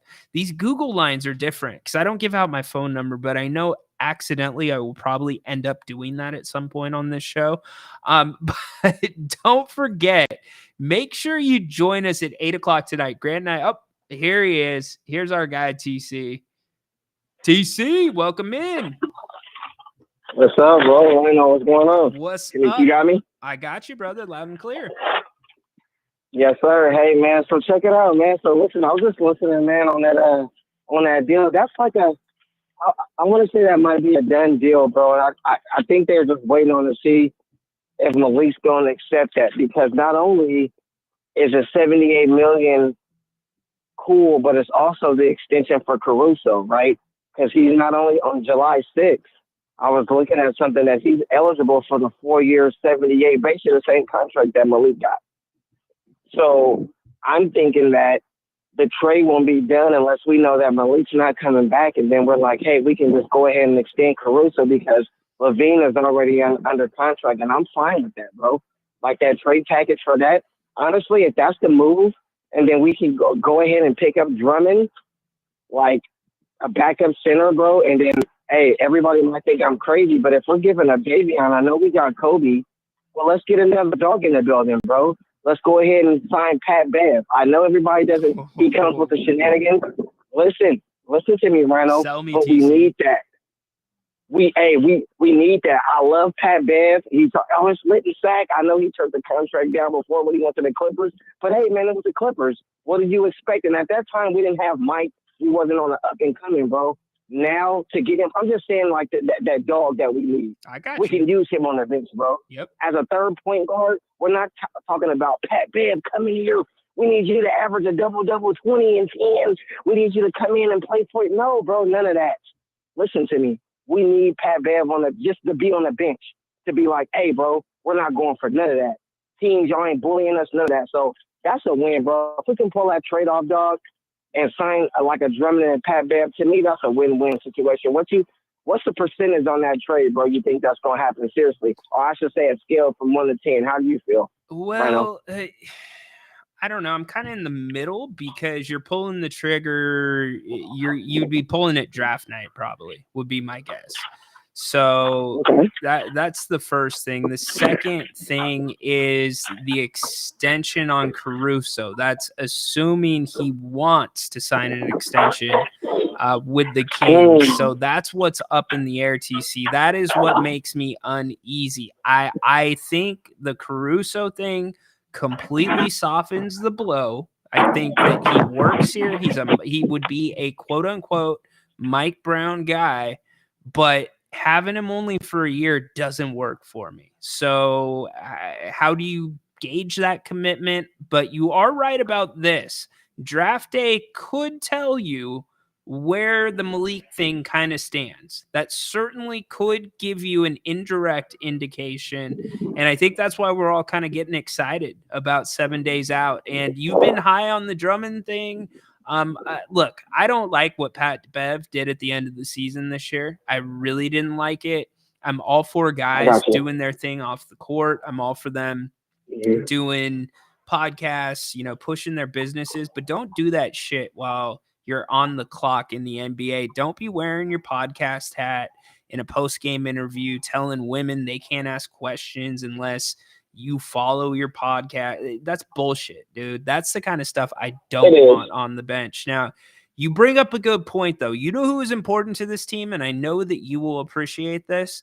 The playoff year, Matthew Dellavedova was important to that Kings team, both in practice, at the end of the bench, and sometimes he came in, didn't play terrible, but he brought that experience, that pedigree. He played with other big stars like LeBron.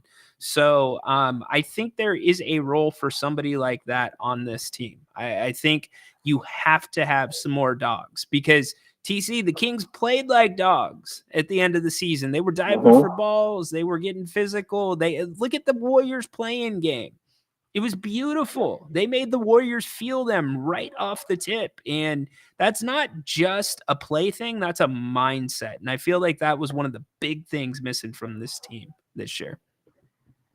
Yeah, for sure. I wasn't a fan of what Pat Bev did anyway. I just know what type of player he is, and I should say what type of mentality he's gonna bring, bro. And we need that. And why I keep pushing Drummond is because that's an easy 10 boards, bro, off the bench. Whether he's playing 5 minutes or 30 minutes. You know, that's like in our back pocket. We need somebody in our back pocket. Like, okay, we know for sure we got a guy that can go grab us some boards. That's why I'm big on him. And Caruso, Rhino, Caruso assigned that contract. He's not turning that down, bro. We make the trade for Caruso, he's staying. Caruso's not that guy that's like, hey, I'm going to chase money. If that was the case, he would have been acting out of Chicago. So Dude, they weren't doing nothing. I don't see. TC, I don't Go know ahead, I'm though, sorry. man. Think about Caruso. He's been like one of the most sought after guys for the last 12 months. It's been incredible. He's got to feel like his value is sky high. True, but listen, we get him in a trade. You get him here with Levine, around the guys, Fox, Sabonis, whoever else we keep, and get him with Mike, get him around the like Doug. I think Caruso's staying, Rhino, in my opinion. All right. You get him here like that. That's so. Listen, listen, Rhino. You know as well as I know. Grant knows too. We're not the same old Kings. Grant knows probably more than both of us put together. Sure. We're not the same old Kings, bro. We're not. We're different. So free people are looking at like, you know what, bro? You guys aren't the same old Kings, dog. That's a place that I really want to go to, especially if I get traded there and you get around this fan base. I got Caruso staying, and honestly, that's a swing that you have to take, Rhino, whether he signs or not. So say we make that swing, right? And Caruso's like, you know what? I'm leaving, man. I want to bone out. Kings fans will respect that more than not making the move. Because they know, you know what, Monty? You made the move, dog. It was out of your hand. You made the big swing. You got the guy here. He just chose to leave. I can deal with that. Ronald. Me personally, I can deal with that, and then we'll worry about the chips, how they fall later on. Especially if you're not giving up nothing. Did you see the trade package for that? What are we talking about? HB, Kevin Herter, Davion, and what was it, like a couple second-round picks? Come on, bro. That's a steal.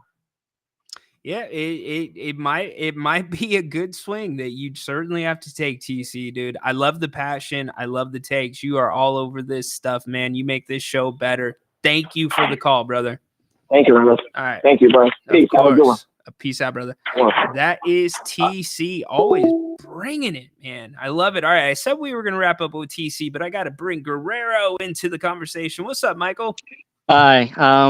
Yeah, I thought the 2024 Celtics, they deserve to win it all. As I said it, they would win in 5 games, and it's happened. Yep. But as a Mavericks fan, if you're a Mavericks fan, I think they should be pleased about how they went. Nobody expected them to go that far overall. I think Luka Doncic had a great year overall. I think Kyrie Irving, when people ESPN, I think, believe they thought it was a wrong trade, but he proved them wrong. I was one of those guys. Absolutely. Yeah, their chemistry was undeniably great. I think, they will probably only get better for next year. I think if you're Mavericks, you just need time to get experience. I looked at the Lakers, as I called it, 07-08. They lost to just a better team overall. Yeah, I think the Mavericks were also overachieving. Jerry talks about it all the time. Sometimes good teams play above their level of skill, and that's what they were doing. Now, Dallas has pretty much their entire roster coming back except Markieff Morris, and the X factor to me, Michael, is Luka. It's Are you going to put in the work and do the things that the organization is asking you to do to get better? Because I know some of the NBA TV guys have talked about it. Some of the ABC guys have talked about it, or ESPN, that he is resistant to improving in certain areas. Yeah. So he needs it in some areas. Defense is one of them. And conditioning is another. So will he be able to do that? I know Grant talked about Luka not being the easiest guy to play with. So that's what I'm looking at. Luka holds the keys to the success of that team's in the future, but they're set up to make another at least run to the playoffs next year. Think so. And speaking of the Mavericks, the Celtics, I gotta tell you, Brad Stevens has done phenomenal job year after year. He has been something else, since 2013. I mean, there was some, except 2013, it was a rebuilding year. I remember for the Celtics, but that's expected. But they rebuilt fast, though. Celtics were a good example. And here's the other thing really quick. I don't mean to cut you off. He Yeah, no, got it's a okay. situation that was in pretty damn good shape. It had a war Yes. chest of picks. Danny Ainge left him in a good spot, but sometimes that's not easy to take advantage of. Sometimes that's I think easier so. to screw up. And so, yes, Brad has done a great job. Yeah. And, when I compare the 2024 Celtics versus 2008, if I were to take the Celtics within that, between '08 versus 2024, I actually would take the 24 roster because their bench is a little bit deeper. They are better coached, I think, slightly. Mhm. What are your thoughts though with that? That's a really good Um, that's a that's an good amazing question. comparison. Yeah, I'd have to think about that, to be honest with you. I'd have to break that down a little bit more. I'll have an answer for you tomorrow on it. But probably, I mean, if I were to take them, I'd take him in 6. That 2024 Celtics in 6. 6. All right. In All right. 6.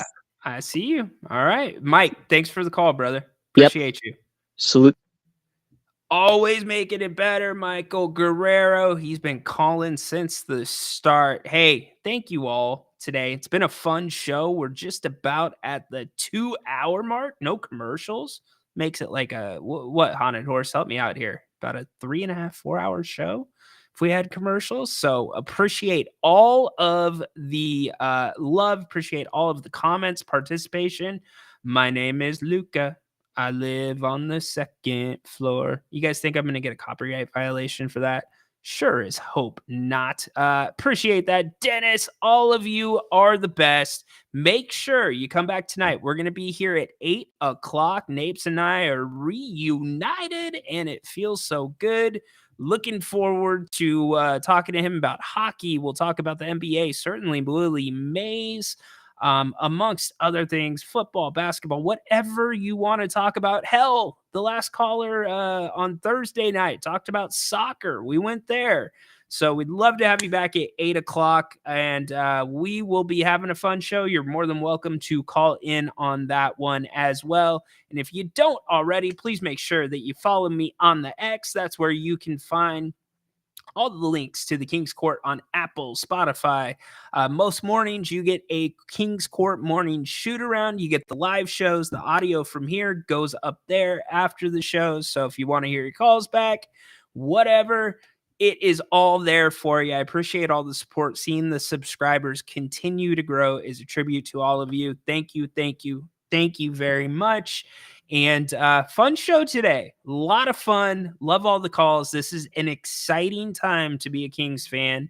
And yes, we are 7 days away from the NBA draft and getting some preliminary answers on what the swings, what the composition of this Kings team is going to look like. All right. Make sure, again, 8 o'clock tonight, we've got our Wednesday night sports scrum. Come back and wish Grant a belated birthday. Yesterday was his birthday, so I'm sure we'll throw some well wishes in there to him as well. Tomorrow we'll be back for an all-new King's Court Thursday. Taking your calls. We'll have a new set of things to talk about. We still have some things on the docket that we have not gotten to, so we will get to those as well. Tedora, play us out. Holy moly, Jim Bob Bowley. I love that holy moly Jim Bob Bowley. She does that so well. Go Kings, light the damn beam. Court is dismissed until 8 o'clock tonight. Grant and Rhino, Wednesday night scrum. So long.